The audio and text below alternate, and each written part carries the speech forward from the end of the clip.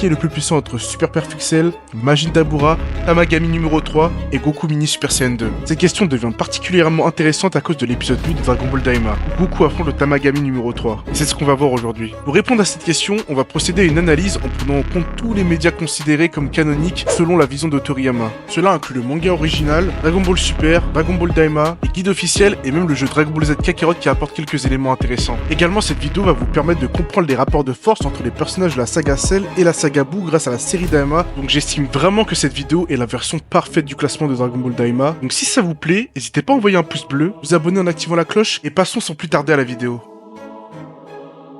Tout d'abord, il est essentiel de déterminer la force de Goku Mini dans Daima, car il n'a jamais été dit qu'ils étaient plus faibles que dans leur forme adulte. En réalité, ils rajeunissent pas, ils deviennent juste plus petits. Ils ont donc la même puissance que leur forme adulte, mais l'équilibre de leur corps et le contrôle de leur ki ont été impactés au début de la série. D'ailleurs, si à la fin de la série, ils sont devenus plus forts dans leur corps adulte que lorsqu'ils étaient en mini, c'est juste parce qu'ils sont devenus plus forts au fur et à mesure de leur aventure dans Daima qui leur ont servi d'entraînement. Concernant la puissance de Goku en forme de base, on sait grâce à la machine de Babidi dans la saga Buu que sa puissance est de 60 kg, soit 3 millions d'unités. C'est la même que lors de la saga Namek, mais c'est sûrement sa force lorsqu'il se retient, comme on le voit souvent dans Dragon Ball. Il parvenait à se battre contre Yakon qui possède 800 kg, soit 40 millions d'unités. Dans le noir sans grande difficulté, mais Gohan lui proposait quand même son aide pour éviter qu'il ait à se transformer en Super Saiyan. Donc sa puissance devait plutôt être vers les 30 millions d'unités. De plus, Vegeta dans la saga Buu était confiant de pouvoir remporter le Tenkaichi Budokai sans se transformer, alors que Piccolo et C18 y participaient. On peut mettre ça sur la nature de Vegeta à surestimer sa propre force, comme Piccolo le dit durant l'arc Moro. Enfin, Beerus sur la planète de Kaio affirme que Goku n'est pas assez fort pour vaincre Freezer en forme de base. Cela soulève des questions car dans Daima, Goku est plus fort que Shin, qui est lui-même dit aussi fort que Goku du Cell Game dans le manga légendaire en français. Pour moi, il y a deux explications. Soit c'est un Recton, soit Daima est une timeline différente de Super. Selon moi, c'est plutôt la deuxième hypothèse, car la série fait bien exprès de nous montrer que les choses sont différentes comparées à Super. Que ce soit la diffusion de Shin et Kibito,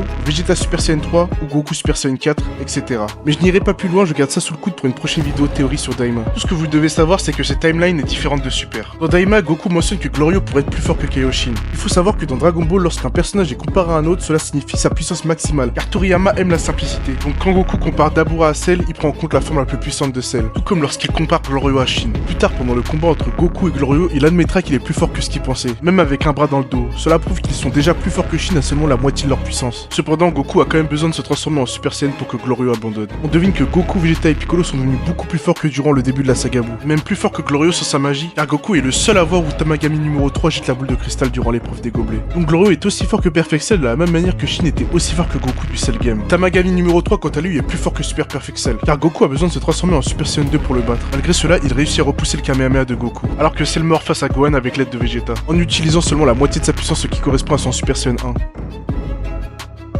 Passons maintenant à Dabura, on sait qu'il est plus fort que Super Perfect Cell, étant donné que même si Gohan ne s'est pas entraîné, il dit dans le Daizenshu qu'il n'a pas réellement perdu en puissance durant les 7 ans de paix. Mais comme on le voit durant leur combat, Dabura ne fait que s'amuser avec Gohan tout en le dominant. Cela rejoint ce que dit Goku, qui d'abord pense que Dabura est aussi fort que Cell, mais après l'avoir vu combattre et utiliser sa magie, il rectifiera sa première impression en disant qu'il est beaucoup plus fort que ce qu'il pensait, ce que Dabura confirmera au cocon de Buu en disant qu'il est sûr de battre Gohan Super Saiyan 1. Je le considère comme un déchet car suite à mon revisionnage du manga de Daima et de Dragon Ball Z Kakarot, je me suis rendu compte que Gohan était toujours représenté en Super Saiyan 1. Cela devient logique en fin de compte avec ce qu'on a dit précédemment. Donc pour battre Dabura, il faut obligatoirement le Super Saiyan 2 et même là ce sera un combat serré. Le manga Dragon Ball Super nous montre ce qui se serait passé si Gohan s'était mis en colère contre Dabura pour le vaincre. Cependant c'est Trunks qui se bat contre Dabura et vous n'êtes pas prêt pour ce qui se passe. Dans Dragon Ball Z Kakarot, qui est canon selon Toriyama et les développeurs du jeu, on découvre que Trunks est devenu aussi fort que Gohan Ado Super Saiyan 2 en forme de base, grâce à l'entraînement avec la Z-Sword. Et malgré ça il ne parvient même pas à vaincre Dabura. C'est encore pire car même après que Trunks se soit transformé en Super Saiyan 2, ce qui le rend pratiquement aussi fort qu'un Super Saiyan 3, Dabura pense toujours être plus fort que Trunks et n'est pas surpris qu'il puisse augmenter sa puissance via la colère. C'est finalement grâce à l'aide de Kaioshin qu'ils arrivent à le vaincre en l'immobilisant. Ce qui veut dire que même si Majin Vegeta ou Goku Super Saiyan 2 l'avaient affronté, il n'aurait pas pu gagner. Mais en plus Gohan aurait eu besoin d'une colère qui augmente son pouvoir à un niveau au moins similaire à celui de Buu pour être sûr de le battre. Vous allez sûrement trouver ça incohérent et me demander pourquoi Dabura semblait être à peu près des mêmes forces que Gohan Super Saiyan 1. Eh bien c'est simple, Dabura n'était pas à son maximum dans ce combat. Il se contentait de jauger la force de Gohan tout en analysant la situation, cherchant à évaluer la puissance de Goku et Vegeta. Et finalement il a eu raison car c'est grâce à lui que Babidi a pu contrôler Vegeta. Cette confiance devient encore plus logique quand on sait qu'il a insisté pour que Goku, Vegeta et Gohan le combattent tous en même temps. Et qu'après l'apparition de Majin Buu, Dabura restait toujours persuadé qu'il pouvait le vaincre. Il estimait qu'il n'y avait pas une si grande différence entre eux. En réalité, c'est simplement que Buu a utilisé sa technique la plus puissante pour le mettre hors d'état de nuire. Tout comme dans le futur, Shin a eu recours à sa propre technique la plus forte pour permettre à Trunks de le tuer. Maintenant que l'on sait la vraie puissance de Dabura et qu'on sait qu'il est beaucoup plus fort que Super Perfect Cell, comme Goku l'indique dans le manga et comme Trunks le mentionne dans Dragon Ball Z Kakarot, Andy déclare dans l'épisode 7 de Daima que même Dabura n'a pas réussi à vaincre Tamagami numéro 3, ce qui sous-entend qu'elle parle de Dabura sans la marque, mais ensuite dans l'épisode 11, elle dit qu'aucun Majin n'a réussi à battre Tamagami numéro 2. On sait que pour obtenir la boule de cristal, il faut non seulement battre le Tamagami au combat, mais aussi qu'il y a une deuxième épreuve que les Tamagami appellent le combat final. Dabura était si fort qu'il se disait être le plus fort du royaume des démons et de l'univers. Selon moi, Dabura était bel et bien le plus puissant du royaume des démons, mais il perdait constamment à cause des casse-têtes, ce qui correspond parfaitement à l'humour de Toriyama. Cela devrait donc logique avec les propos du roi du troisième monde des démons, qui déclare que si Goku a réellement vaincu Majin Buu, il pourrait avoir une chance de vaincre les Tamagami. Goma, en parlant à son unité spéciale, explique que malgré leur petite taille, ils ont réussi à vaincre Majin Buu et les Tamagami, car pour les vaincre, il suffit pas seulement d'être extrêmement puissant, mais aussi d'être extrêmement intelligent. Cela suggère que l'obtention des Dragon Ball serait pratiquement impossible, rendant cette tâche encore plus difficile que vaincre Majin Buu lui-même. Avec tout ce qu'on a appris dans cette vidéo, voici le classement par puissance des personnages de la saga Cell et Buu comparé à Daima.